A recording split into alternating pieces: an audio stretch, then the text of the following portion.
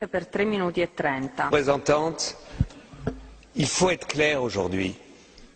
Pour beaucoup de Palestiniens, et je reviens de Ramallah et des universités palestiniennes, deux solutions n'est plus à l'ordre du jour.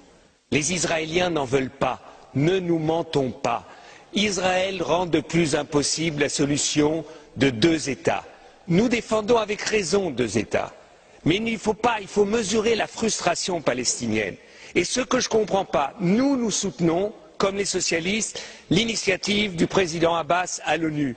Et je trouve la phrase qu'il a trouvée en disant en Moyen-Orient, il n'y a pas un État de trop, mais il manque un État. Donc il dit l'État d'Israël est légitime, mais il manque l'État palestinien. C'est la phrase que nous pouvons tous signer. Seulement, ce que je ne comprends pas, Madame la Haute Représentante, c'est que vous arrivez ici et dites nous regrettons que l'Israël ait décidé aujourd'hui la construction de 1100. Au moins condamnez-le et ne le regrettez pas. Dites que c'est impossible, soyez clairs. Et deuxièmement, même si nous sommes pour la reconnaissance de l'État d'Israël, de l'État palestinien tout de suite, au moins dites aux Israéliens, dites-leur, s'ils continuent les constructions, eh bien vous pousserez les États européens à tout de suite accepter la reconnaissance de l'État palestinien. Faites-leur le même chantage qu'ils font avec vous. Parce qu'avec vous, ils disent on va négocier et en même temps, ils continuent à occuper. Faites de la politique, Madame Ashton. La politique, ce n'est pas de la prière.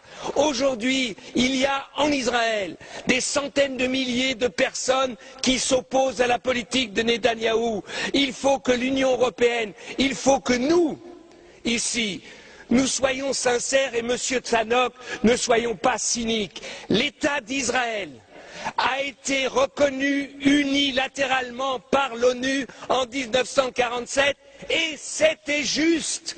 C'était juste. Il n'y a pas eu de négociation avec les pays arabes et c'était juste. Et quand Monsieur Tannock, vous nous dites qu'Israël soutient les Palestiniens avec de l'eau, Israël vole l'eau des Palestiniens et leur revend. C'est ça que vous appelez soutenir? Enfin, il faut arrêter un peu avec notre cynisme européen.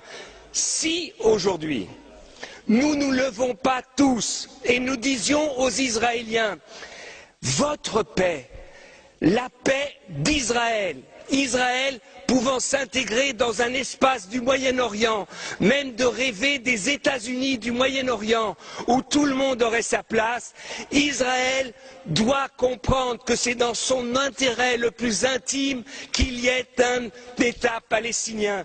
Et Madame Ashton, vous devez dire aux Israéliens, des représentants palestiniens comme M.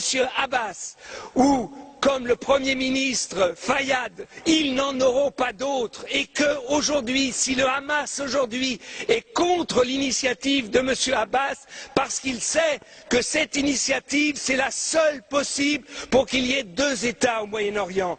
Donc je trouve que votre position est trop faible. Vous n'avez à aucun moment dit ici comment vous pouvez obliger les Israéliens à négocier. C'est un mensonge incroyable. Ils disent on va négocier sans conditions parce que sur le terrain, on est en train de changer les conditions. On est en train de continuer l'occupation. Donc dites aux Israéliens où ils arrêtent tout de suite les colonies, la colonisation et la construction, où l'Union européenne soutiendra tout de suite la reconnaissance de l'État palestinien maintenant dans la 66e réunion des États de l'ONU. Si vous ne le faites pas, Madame Ashton, eh bien, vous verrez que dans 6 mois, il n'y aura pas de négociation. Dans 1 an, on en sera là où on en est aujourd'hui. Vous reviendrez ici, vous dites il faut que les Israéliens et les Palestiniens comprennent que ce n'est que par les négociations qu'ils arriveront à la paix. Ils arriveront à la paix, Madame Ashton, si nous disons aux Israéliens, des fois, et pour défendre l'État d'Israël, too much is too much, enough is enough. Si on leur parle comme ça, vous verrez que les choses changeront. Merci.